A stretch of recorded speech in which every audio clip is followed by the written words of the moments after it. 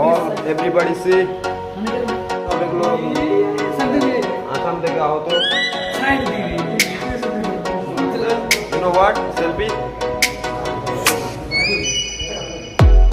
এটা হচ্ছে বেডরুম তো দেখা যাক তোমরা তোমাদের দেখি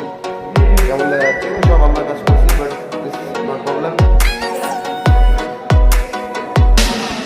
এখন দেখি সামনের রুমে যাওয়া যায় কি অবস্থা কি খবর আপডেট নেওয়া যায় কারণ যেহেতু কাজগুলো আমরাই করেছি তো অবশ্যই দেখতে তো আমাদের হবেই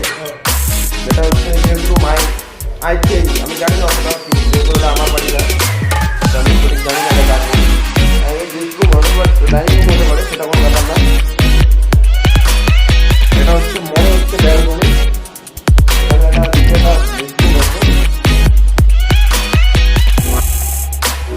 চলবে খারাপ না এতটা তো আমার পয়সা নেই যে আমি খরচা করবো তাই অন্য মানুষের ঘর আপনাদের দেখাচ্ছে কিছু মনে করবেন না কিছু আপনার যদি আমারও হয় কোনোদিন আমি আপনাদের তুলে ধরবো বা দেখাবো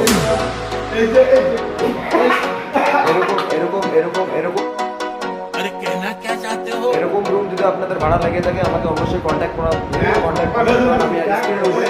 স্ক্রিনের উপরে আমার কন্ট্যাক্ট নাম্বার দিয়ে দেবো কোনো সমস্যা নেই বিয়ে হোক বড় হয় যে কোনো অনুষ্ঠান হোক